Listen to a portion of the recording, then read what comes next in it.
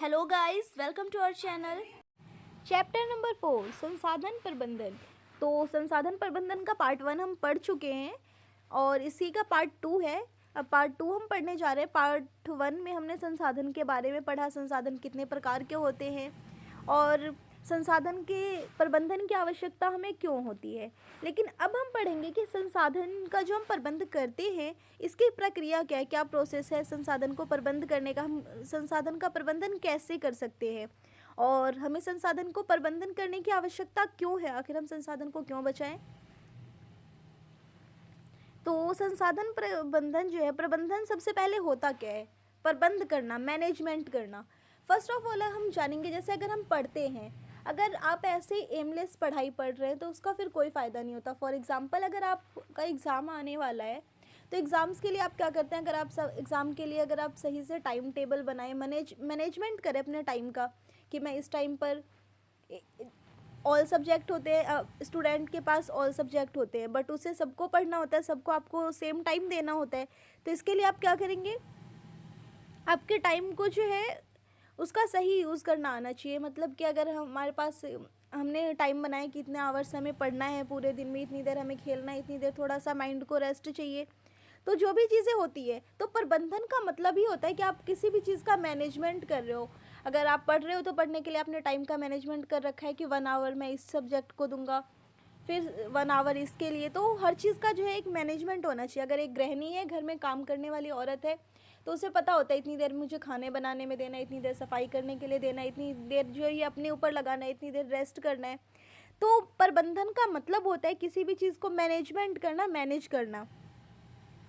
कोई भी हमारा लक्ष्य है, प्रबंधन के क्या है, एक प्रक्रिया होती है मैनेजमेंट करना, जिसको हम क्या करते हैं अपने लक्ष्य प्राप्ति के लिए, अपने लक्ष्य को प्राप्त करने के लिए सही साधन का उपयोग जो करते हैं, अपनी साधन जो भी हमारे पास है उसका यूज़ करके, अपनी कुशलता का यूज़ करके अपने लक्ष्य को जो प्राप्त करते हैं। यहाँ हमें दे रखा है,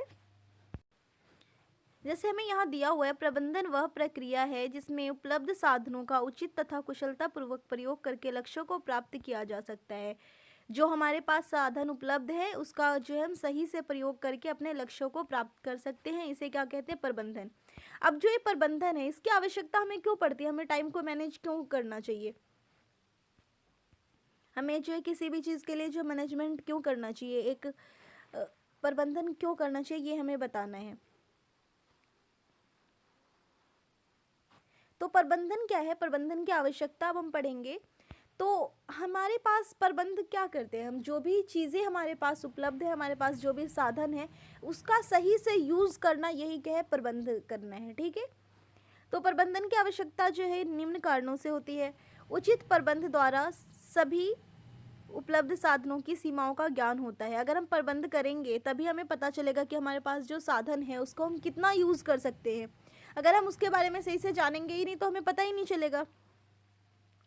प्रबंधन जो है वो हमें अपना जो हम लक्ष्य बनाते हैं तो उसके लिए भी हमारा होता है कि ये जो हमने लक्ष्य बनाया है वो शॉर्ट टर्म के लिए है या फिर लॉन्ग टर्म के लिए, ज़्यादा दिनों के लिए या फिर कुछ दिनों के लिए। तो हमारे लक्ष्यों को भी निर्धारित करता है वो जो प्रबंध होता है, क्योंकि प्रबंध करने से हमें पता चलता है, प्रबंध करने से लक्ष्यों की प्राप्ति और उनके महत्व के अनुसार, अगर हम प्रबंध करेंगे तो क्या होगा, हमें पता चलेगा कौन सी चीज़ें हमारे लिए कितनी ज़्यादा महत्वपूर्ण है, उसके अकॉर्डिंग रख सकते हैं जो भी। जैसे अगर हम दिन में काम ही करना होता है तो कोई जो चीज़ें हमारे लिए ज़्यादा महत्वपूर्ण है उसे पहले करेंगे, फिर उससे कम वाले, फिर उससे कम वाला, ऐसे करेंगे। तो लक्ष्य जो हम प्रबंध करते हैं, तो प्रबंध से क्या होता है, हमें पता चल जाता है कौन सी चीज़ें जो है वो हमारे लिए कितनी आवश्यक है।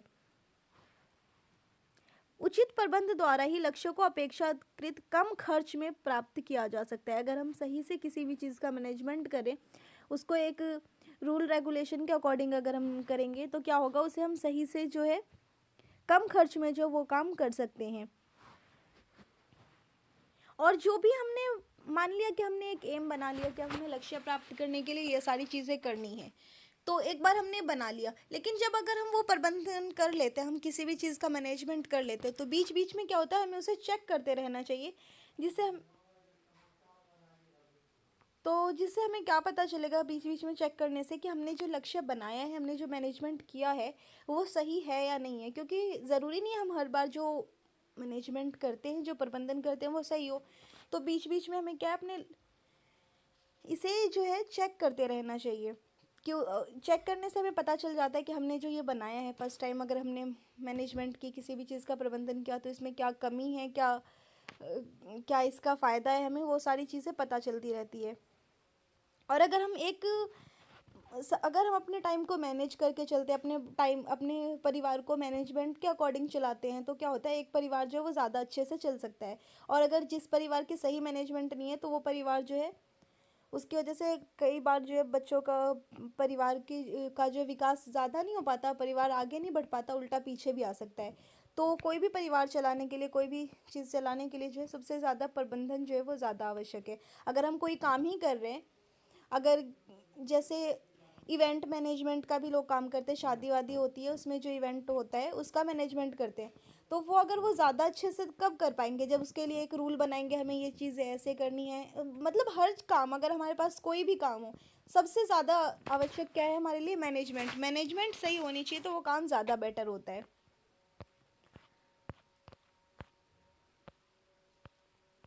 अब हम पढ़ेंगे प्रबंधन प्रक्रिया के चरण। हमने पढ़ लिया कि प्रबंधन जो है वो कैसे करना चाहिए, क्या है। अब है कि प्रबंधन जो हम करेंगे, वो प्रबंधन करने का भी होता है कि हम कैसे करें प्रबंध की सही से हो पाए। जैसे प्रबंध जो है फर्स्ट पहले प्लानिंग करेंगे हम। अगर हमें प्रबंधन करना है तो उसके लिए क्या क्या करना होगा।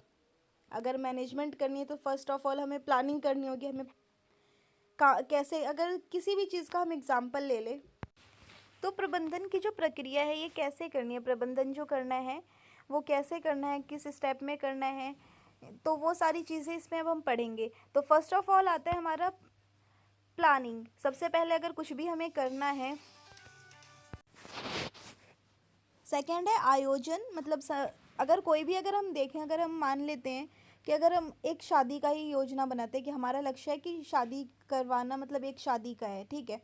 तो शादी में क्या है, सबसे पहले हम प्लानिंग करेंगे कि हमें शादी में क्या कैसे कैसे बाकी सारे काम करने हैं। प्लानिंग करने का मतलब यही है कि हम जैसे शादी में क्या क्या काम है वो सारी चीज़ों का हम प्लानिंग करेंगे। फिर सेकंड क्या होगा, उसमें हमें संसाधनों को एकत्रित करना। अब उसमें जिस जिस चीज़ों की हमें ज़रूरत है उन सारी चीज़ों को एकत्रित करना, इकट्ठा करना। थर्ड है क्रियान्वयन। फिर उन सारी चीज़ों को हमें यूज़ कैसे करना है, उन सारी चीज़ों का जो यूज़ हम करेंगे वो क्रियान्वयन में आ जाएगा। नियंत्रण, अब सारी चीज़ें जो उस पर सही से यूज़ होना चाहिए, उसका निरीक्षण करना, उसकी देखभाल करना कि कौन सी चीज़ जो है वो कहाँ पर यूज़ की जा रही है, कोई चीज़ वेस्ट तो नहीं हो रही है, तो वो सारी चीज़ों का निरीक्षण करना, तो ये आ जाएगा नियंत्रण में। और फिर लास्ट में हम देखेंगे कि हमने जो ये सारी चीज़ें की हैं, पहले प्लानिंग किया, फिर सामान इकट्ठा करना, फिर उसका यूज़ करना सही से, फिर उसका निरीक्षण करना, इन सारी चीज़ों को करने के बाद हम लास्ट में मूल्यांकन जो होता है, ये है कि हमें पता चलता है कि हमने जो भी काम किया है वो काम जो है हमारा सफलतापूर्वक हुआ या नहीं। प्लानिंग जो हमने की थी, सबसे मेन होता है हमारा प्लानिंग करना, जैसे हमने जिसके अकॉर्डिंग प्लानिंग किया है, सबसे मेन चीज़ ये है। फिर उस प्लानिंग का हमारा क्या जो लास्ट में क्या कंक्लूज़न निकलता है, वो हम सफल हुए या नहीं अपनी प्लानिंग करने में, हमारा प्रबंध जो है वो सही से हो पाया या नहीं। लास्ट में मूल्यांकन किया जाता है कि हमने जो भी काम किया है वो सही हुआ या नहीं हुआ। तो ये होती है सारी चीज़ें प्रबंधन में, अलग अलग चीज़ें जो प्रबंधन की प्रक्रिया है। तो चलिए अब हम एक एक चीज़ को अच्छे से डिफाइन करके पढ़ लेते हैं। फर्स्ट ऑफ ऑल है नियोजन। तो नियोजन होता क्या है, नियोजन है कि हमने जैसे कोई भी लक्ष्य बनाया है, ठीक है, जो भी काम हमें भविष्य में करना है उसका लक्ष्य जो हम बनाते हैं उसे हम नियोजन कहते हैं, ठीक है। जैसे यहाँ लिखा हुआ है, वांछित लक्ष्यों की प्राप्ति के लिए भविष्य में किए जाने वाले कार्यों की योजना बनाना। जो हम आगे करेंगे उन चीज़ों के लिए जो योजना बनाना है, जो प्लानिंग करते हैं, उसे क्या कहते हैं नियोजन। ये नियोजन कहलाता है। तो इस पे सभी थिंकर्स जो है वो अपने अपने अलग अलग विचार देते हैं। जैसे यहाँ कुंटज और डोनेल है, इनके अनुसार नियोजन क्या है, नियोजन एक ज्ञानात्मक प्रक्रिया है, मतलब इंसान की एक नॉलेज है नियोजन जो है, और ये ज्ञानात्मक प्रक्रिया है जिसमें कार्य करने का रास्ता, मतलब कार्य को कैसे किया जाएगा, कार्य करने का रास्ता अपनाना, अपने निर्णय के कारण, हम जो ये निर्णय ले रहे हैं, हम प्लानिंग कर रहे हैं, ये क्यों कर रहे हैं, ये भी हमें देखना पड़ता है पहले। तथ्य तथा तथ्यों और अनुमानित खर्च पर आधारित करना सम्मिलित है। फिर उसमें देखते हैं कि हमने जो योजना बनाई है उसमें आगे क्या खर्च आएगा। तो ये सारी चीज़ें मतलब टोटली फाइनली हमें ये पता चलता है नियोजन क्या है। जो हम योजना बनाते हैं, योजना बनाने की जो प्रक्रिया है, प्लानिंग करना, ये नियोजन कहलाती है। अब यहाँ है नियोजन के विभिन्न चरण। अब नियोजन जो किया जाता है वो कैसे किया जाता है, इसके भी स्टेप बाय स्टेप इसे भी बताया गया है। तो इसमें हमारा है सबसे पहले कि योजना जो हम बनाते हैं, तो अगर हम किसी भी चीज़ की प्लानिंग बनाते हैं तो सबसे पहले हम क्या देखेंगे कि हमने प्लानिंग क्यों की है। अगर कुछ काम है, अगर हम कुछ काम कर रहे हैं तो हमारा कोई ना कोई उद्देश्य होता है उसके पीछे। तो सबसे पहले क्या होता है, योजना बनाने का कारण देखना है और उद्देश्य देखना है। हम क्यों कर रहे हैं प्लानिंग, हमारा इसके पीछे क्या उद्देश्य है। क्योंकि कोई भी काम मनुष्य बिना उद्देश्य के नहीं करता। कोई भी इंसान कोई भी काम करता है तो उसका कोई ना कोई उद्देश्य होता है उसके पीछे। तो जब भी हम प्लानिंग करते हैं तो उससे पहले हमें ये देखना होता है इसके पीछे हमारा उद्देश्य क्या है। सेकंड है कि देखते हैं कि वो जो हमने उद्देश्य बनाया है वो लंबे समय के लिए है या फिर छोटे समय के लिए, दीर्घकालिक है या अल्पकालिक है। उसके बाद है उपलब्ध साधनों को सूचीबद्ध करना। जो हमने प्लानिंग की है उसमें हमारे पास क्या क्या साधन है, उन सारी चीज़ों का जो है एक हम लिस्ट बना लेते हैं कि हमने ये प्लानिंग किया, इसके पीछे हमारा ये उद्देश्य है और इसमें हमारे पास ये सामान है। उपलब्ध साधनों को आधार मानकर लक्ष्य प्राप्ति के लिए योजना तैयार करना। अब जो भी हमारे पास साधन है उसी साधन से हमें अपने लक्ष्य को प्राप्त करना है। उचित कार्य विधि का चुनाव प्रत्येक साधन के उपयोग के आधार पर किया जाता है। अब जो हमें काम करना है, तो अभी तक हमने क्या किया, अपने सामान को इकट्ठा कर लिया, एकत्रित कर लिया कि हमारे पास क्या क्या सामान है। अब उसका यूज़ करना है हमें, तो जो सामान है उसी को यूज़ करके हमें अपने लक्ष्य को प्राप्त करना है। साधनों के प्रयोग के पश्चात जीवन स्तर का उस पर प्रभाव भी आंका जाता है। अब हम देखेंगे कि जो जो सामान पहले हमने प्लानिंग बना ली, फिर देख लिया वो शॉर्ट टर्म के लिए, लॉन्ग टर्म के लिए, उसी के अकॉर्डिंग हम करेंगे। फिर हमारे पास कौन कौन से साधन हैं, फिर उस साधनों को कैसे यूज़ करना है। और अब क्या है कि हमने ये सारी चीज़ें करने के बाद हमें क्या इसका प्रभाव हमारे जीवन पर क्या पड़ता है। हमने जो इतने प्लानिंग से, इतने व्यवस्थित ढंग से अपना जीवन व्यतीत किया है, तो इसका हमारे ऊपर क्या प्रभाव पड़ता है, इसको आंकना। ठीक है। योजना, और हाँ, योजना जो हम बनाते हैं ऐसी होनी चाहिए, लोचपूर्ण होनी चाहिए। लोचपूर्ण मतलब क्या, फ्लेक्सिबल योजना होनी चाहिए। क्योंकि मान लिया हमने प्लानिंग कर लिया, लेकिन क्या होता है, हर चीज़ ज़रूरी नहीं है कि हमारे अकॉर्डिंग हो, बीच में कुछ और चेंज हो सकता है, परिस्थिति कुछ ऐसी आ जाए कि हमें योजना के अनुसार हम कार्य ना कर पाएँ। तो हमें योजना ऐसी बनानी चाहिए कि अगर हमें बीच में कोई प्रॉब्लम होती है या कुछ भी ऐसा होता है तो हम अपनी योजना में बदलाव कर सकें। तो ये हमारा था नियोजन के विभिन्न चरण। तो अब हम देखेंगे कि एक योजना जो हम बनाते हैं इसकी क्या विशेषताएं होती है। मतलब जो योजना है, जो हमने प्लानिंग की थी, तो इसकी क्या क्या विशेषताएं हैं। तो फर्स्ट है हमारा, योजना सरल होनी चाहिए। मतलब योजना जो हमने बनाई है इसमें क्या क्या होनी चाहिए, क्या क्या चीज़ें, वो देखते हैं हम।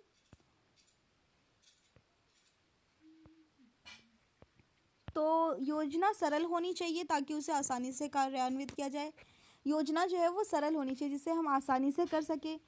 ऐसी होनी चाहिए योजना जो हमारी इमेजिनेशन ना हो। हमने योजना बना ली कि हम ये करेंगे वो करेंगे, मतलब इतनी ज़्यादा हमने बस इमेजिनेशन ऐसी कर ली जो कि हम रियलिटी में कर नहीं पाएंगे। तो हमें ऐसी योजना नहीं बनानी चाहिए जिसे हम रियल में ना कर पाएँ। ऐसी योजना बनाए जिसे हम कर सकते हैं। और योजना जो है वो सभी परिवार के सदस्यों की सहमति से होना चाहिए। ऐसा ना हो कि हमने कोई योजना बना ली, कोई प्लानिंग बना ली, तो और उसमें अगर परिवार सहमत नहीं है तो हम इसमें ज़्यादातर चांस है कि वो प्लान फेल हो जाएगा। क्योंकि जो हमने जो योजना बनाई है, अब अगर उसमें घर वाले सदस्य जो है वो हमारा साथ नहीं देंगे तो क्या होगा, उस योजना में विघ्न पड़ेगा, वो योजना जो है वो बेकार हो सकती है। तो योजना जो है उस परिवार की सहमति से बनाना चाहिए। और योजना हमें ऐसी बनानी चाहिए, योजना में लचीलापन होना चाहिए। फॉर एग्ज़ाम्पल, अगर किसी बच्चे ने अगर सोच रखा है कि उसे क्या करना है कि उसे अपने दोस्तों को अपने बर्थडे पार्टी पर बुलाना है, तो बर्थडे पार्टी पर बुलाना है तो उसने सोच लिया कि वो अपने बर्थडे पार्टी पर अपने 20 फ्रेंडों को बुला रही है। तो अगर अपने 20 फ्रेंडों को बुला रही है तो उसमें क्या करना चाहिए, खाना जो अगर उसने खाने वाने का जो मैनेजमेंट कर रखा है, वो 20 को अगर बुलाना है तो उससे ज़्यादा लोगों का मैनेजमेंट करना है। क्योंकि फिर कभी हो सकता है कि कुछ लोग ना आए या फिर कुछ ज़्यादा लोग भी आ जाए, तो हमें कुछ ऐसा करना चाहिए कि उसमें योजना में लचीलापन हो। ये ना हो कि अगर बाद में अगर कुछ थोड़ा बहुत भी चेंज होता है तो उसकी वजह से कुछ ज़्यादा प्रॉब्लम हो, तो योजना में लचीलापन होना चाहिए। बिल्कुल ये नहीं जो हमने सोच लिया वैसा ही हो, क्योंकि हमेशा ऐसा नहीं होता जैसा हम सोच लेते हैं। और योजना में जो है मूल आवश्यकताओं को प्राथमिकता दी जानी चाहिए, मतलब जो ज़्यादा बेसिक चीज़ें हैं उनको ज़्यादा प्राथमिकता दी जानी चाहिए, जो ज़्यादा ज़रूरी चीज़ें हैं। अब अगर हम योजना बनाते हैं तो उसका हमें लाभ क्या होता है? अगर हम पहले प्लानिंग कर लेते हैं, हमें क्या फ़ायदा? हम पहले से प्लानिंग करके रखें, जो काम जब करना है तभी हम कर सकते हैं। लेकिन क्या है, अगर हम पहले से प्लानिंग करते हैं तो उसके कई हमें बेनिफिट्स भी होते हैं। फॉर एग्ज़ाम्पल, अगर हमने पहले से प्लान कर लिया, किसी ने बर्थडे पार्टी देनी है, उसने पहले से सोच लिया कि उसमें इतने फ्रेंड्स को बुलाना है, तो क्या होगा, वो पहले से उसने सोच रखा है कि मुझे 10 लोगों को बुलाना है, तो 10 लोगों के ऊपर कितना खर्च उसे करना पड़ेगा, ये चीज़ें उसे क्या होगा, पहले से पता चल जाएगा। तो अगर उसे ने पहले से सोच लिया कि 10 लोगों को ही बुलाना है, तो फिर खाना जो है वो 10 लोगों के अकॉर्डिंग मंगवाएगा। लेकिन अगर हम पहले से प्लानिंग नहीं करते हैं तो हम खाना कितना बनाएं, कम लोगों के लिए बनाएं, अगर कम भी पड़ जाता है, मेहमान आए हुए हैं, गेस्ट है घर पे, तो ये भी सही नहीं है। और अगर बहुत ज़्यादा खाना बनाएंगे तो वो भी वेस्ट हो जाएगा। तो हमें जो है क्या है, प्लानिंग के अकॉर्डिंग करना चाहिए। तो इससे क्या होता है, हमारे धन, श्रम, समय सबका जो है अपव्यय नहीं होता, वो ज़्यादा खर्च नहीं होता। फिर ये है कि अगर हम पहले से अगर हमने प्लानिंग कर ली है तो हमें पता चल जाता है हमारे प्लानिंग से कि क्या क्या इससे हमें फ़ायदा होने वाला है। हमने जो लक्ष्य है बना रखा है, वो लक्ष्य को पूरा करने में हमें क्या क्या फ़ायदा है, क्या क्या नुकसान है। अगर हम लक्ष्य बनाते हैं कि हमें कुछ भी करना है, जैसे अगर हमें एक घर खरीदना है, तो अगर उसके लिए हम लक्ष्य बनाएंगे, पहले से हम पैसे जमा कर रहे हैं तो हमें कैसे करना है, उसमें एफडी करना है और या फिर किस्त पर ख़रीदना है, तो अगर हम उसमें पहले से हमने सोच लिया है तो हमें क्या होगा, पहले से पता होगा कि हमें ऐसे करेंगे तो अगर हम किस्त पे लेते हैं तो हमें इतना ज़्यादा एक्स्ट्रा पैसे पे करने पड़ेंगे। तो जो भी करनी है चीज़ें, वो चीज़ अगर हम पहले से पता कर लेते हैं तो क्या होता है, उसके लाभ और हानि के बारे में हमें पता चल जाता है। तो प्लानिंग किसी भी चीज़ को करने से पहले करना वो ज़्यादा ज़रूरी होता है। और अगर हम प्लानिंग कर लेते हैं तो जो चीज़ें बहुत बड़ी होती है वो छोटी हो जाती है, क्योंकि हमारी प्लानिंग पहले से होती है, तो उसे हम काफ़ी कम टाइम में भी कर सकते हैं, हमें समय की भी बचत। अब आता है ऑर्गेनाइजेशन, मतलब आयोजन करना। तो जो हमने योजना बनाई है, जो प्लानिंग की है, वो क्या है, आयोजन है, मतलब सभी चीज़ों को इकट्ठा करना। हमने पहले प्लानिंग कर ली, अब प्लानिंग कर ली है तो अब हम सामान इकट्ठा करेंगे। जैसे कि हमने बर्थडे पार्टी का एग्जांपल लिया था, अगर हमने बर्थडे पार्टी का हमने प्लान कर लिया कि हमें बर्थडे पार्टी करनी है, तो सबसे पहले हम मेहमानों की लिस्ट बनाएंगे। ये हमारी प्लानिंग में आ गई, हमने लिस्ट बना ली। अब मेहमानों को हमें खाना खिलाना है उन्हें, तो क्या क्या चीज़ें हमें उन्हें खाने के लिए देना है, इन सब चीज़ों का क्या करेंगे हम, इन सब चीज़ों को जो है, क्या क्या चीज़ें उन्हें देनी है, उन सब चीज़ों की लिस्ट तो हमने बना लिया। वो सारी चीज़ें हमें क्या करनी होगी, मार्केट से ख़रीद कर लानी होगी। तो ये सारी चीज़ें जो लानी होगी, तो ऑर्गेनाइजेशन करना क्या होता है, सारी चीज़ों को जो है हमें सबसे पहले अरेंज करना होगा, कौन कौन सी चीज़ें की ज़रूरत है हमें, वो सारी चीज़ें हम लेकर आएंगे। तो जैसे हमें यहाँ दिया हुआ है, साधनों को एकत्रित करना। योजना हमने बना ली है, उसके बाद जो भी सारी चीज़ें हमें चाहिए उन सब चीज़ों को हम इकट्ठा करेंगे। फिर कार्य का विभाजन करना। तो आयोजन के अंदर फिर दूसरी चीज़ क्या आती है, अब कार्य का विभाजन करना। अब हम देखेंगे कि हमने जो योजना बना, वो सामान तो हमने सारा चीज़ क्या कर लिया, इकट्ठा कर लिया। अब पार्टी में कौन कौन सा काम करेगा, खाना कौन बनाएगा, डेकोरेशन कौन करेगा, गेस्ट को कौन देखेगा, ये सारा हमने क्या किया, काम का कार्य का विभाजन कर दिया कि इसे ये काम करना है, इसे ये काम करना है। उसके बाद साधनों का समुचित उपयोग। तो अब क्या है, जो हमने जो भी सारी चीज़ें इकट्ठा की है, सब कुछ किया है, उन सब चीज़ों को सही इस तरह से यूज़ करना। अब पार्टी हमने कर लिया कि हमें पार्टी करना है, उसमें कौन कौन सी चीज़ें लगेंगी, उस पर कितना खर्च होगा, सारी चीज़ें जो है उस सब का सही से यूज़ करना। तो ये सारी चीज़ें आ जाएगी हमारे साधनों के समुचित उपयोग में। इसके बाद नेक्स्ट आता है हमारा क्रियान्वयन। इसमें क्या होगा, क्रियान्वयन। अब जो हमने सारी चीज़ें इकट्ठा कर ली है, सबका काम डिवाइड कर दिया, तो बर्थडे पार्टी के लिए हमने पहले प्लानिंग की, फिर सारी चीज़ें इकट्ठा की। अब क्या करना है, उन सारी चीज़ों का यूज़ करना है। क्रियान्वयन में वही होता है, जो सारी चीज़ें हमने कर ली है उस सारे कामों को अब करना। जैसे देखिए हमें यहाँ दिया हुआ है क्रियान्वयन का अर्थ है उन क्रियाकलापों को करना जिनकी योजना लक्ष्य प्राप्ति के लिए बनाई गई है। हमने लक्ष्य हमारा क्या था, प्लानिंग में हमने क्या किया था कि हमें बर्थडे पार्टी करनी है। अब उसके लिए हमने क्या किया, योजना बना ली। अब सारा सामान इकट्ठा हो गया। अब क्या करना है, लक्ष्य प्राप्ति के लिए अब हमें काम भी तो करना होगा, तो क्रियान्वयन कहलाता है। दूसरे शब्दों में कहें तो योजना का क्रियाशील बनाना ही क्रियान्वयन कहलाता है, मतलब योजना को करना। तो वो हो गया हमारा क्रियान्वयन। ठीक है,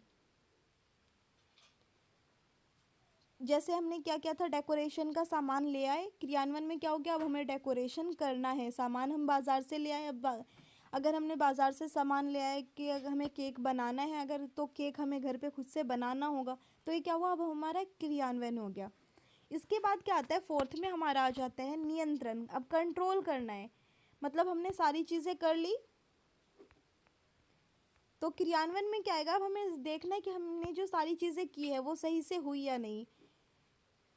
नियंत्रण का अर्थ है योजना की विभिन्न प्रक्रियाओं का ध्यानपूर्वक निरीक्षण करना तथा उन्हें नियंत्रित करना।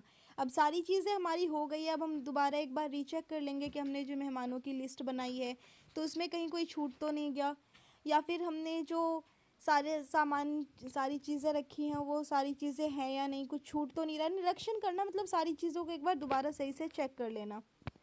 तो निरीक्षण करना में इसमें भी नियंत्रण कार्य निरीक्षण उचित मार्गदर्शन तथा आवश्यक परिवर्तनों द्वारा किया जाता है। अब निरीक्षण करना है तो वो तो सही से करना होगा, सब कुछ सही से दोबारा चेक हो। निरीक्षण करना, सबसे पहले हम सब कुछ को चेक करेंगे कि जो भी सारी चीज़ें उसमें कुछ कमी तो नहीं है, सारी चीज़ें टाइम पर हो रही है या नहीं हो रही है। दूसरा है उचित मार्गदर्शन, जो काम हमने जिसे दिया है वो सही व्यक्ति है या नहीं। अगर हमने जिसे डेकोरेशन के लिए दिया है तो उसे डेकोरेशन के लिए उसे सही से आता है या नहीं डेकोरेशन, तो व्यक्ति जिसे हमने जो काम दिया है वो अपना काम सही से कर सके। उसके बाद आता है थर्ड, समायोजन, एडजस्टमेंट। अब एडजस्टमेंट करना क्या है कि हो सकता है हमने तो प्लानिंग बना ली है बट सही टाइम पे क्या होता है, कुछ ना कुछ हो जाती है। अगर हम कोई भी काम करते हैं, हमारा बड़ा प्लान है, तो उसमें बीच में कुछ ना कुछ हो जाता है। तो हमें अपना जो योजना हम बनाते हैं वो हमारी योजना ऐसी होनी चाहिए। इसलिए हमने पढ़ा था योजना में लचीलापन होनी चाहिए प्लानिंग में, कि अगर बीच में कुछ हो भी जाए तो हम उसे उसी टाइम पर सही कर सकें।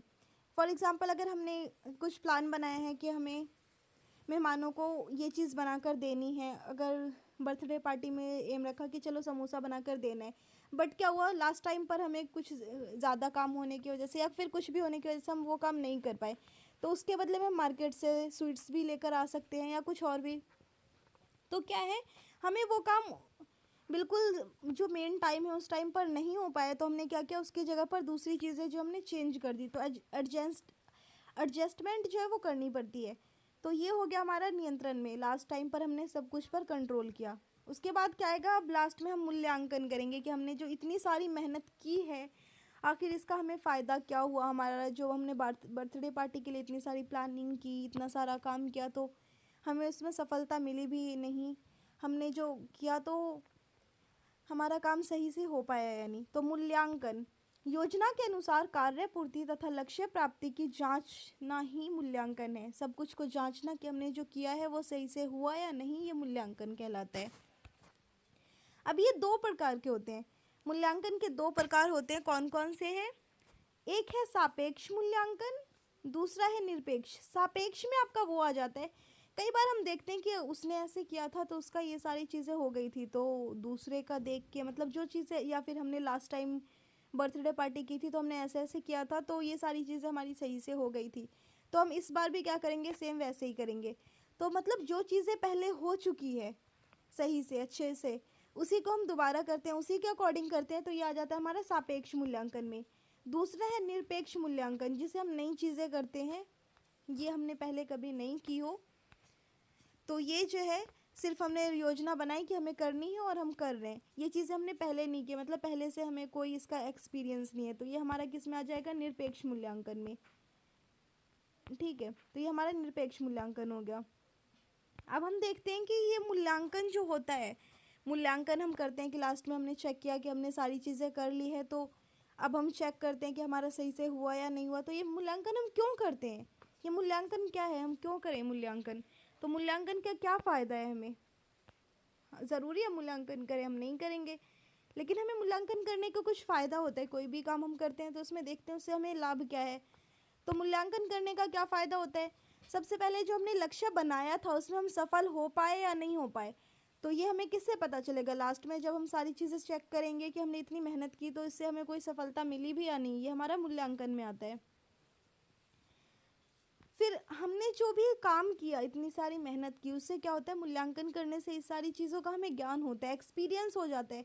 फिर बाद में अगर कभी हमें दोबारा ऐसी कोई पार्टी हो या ऐसा कोई ऑर्गेनाइजेशन हो या किसी पड़ोसी क्या हो या रिश्तेदार क्या हो, तो आपके पास एक्सपीरियंस होता है जिससे आप एडवाइस भी उन्हें दे सकते हो कि ऐसे ऐसे करना चाहिए, तो ये ज़्यादा अच्छा होगा। तो मूल्यांकन से क्या होता है? हमें एक्सपीरियंस मिलता है। ये देखिए, यहाँ भविष्य में बनाई जाने वाली योजनाओं में सहायता मिलती है। अब अगर हमने एक बार किया तो हमें उससे पता चल जाता है कि हमें किस चीज़ की कमी हुई थी, कौन सी चीज़ अच्छे से हुई थी, कौन सी चीज़ नहीं हो पाई थी। तो ये सारी चीज़ें पता चलने से अब नेक्स्ट टाइम अगर हम पार्टी कर रहे हैं या कुछ और कर रहे हैं तो क्या होगी, उसमें हमें फ़ायदा होता है, हमारे पास एक्सपीरियंस हो जाता है। फिर क्या, उचित मूल्यांकन द्वारा ज्ञात लक्ष्यों की पूर्ति आपूर्ति से संतुष्ट अथवा असंतुष्टि प्राप्ति होती है, जो नई कल्पना व सूझबूझ प्रदान करती है। हमने जो काम किया है हो सकता है वो अच्छा हो या फिर हो सकता है वो बेकार भी हो गया हो, कुछ कमी भी रह गई हो उसमें।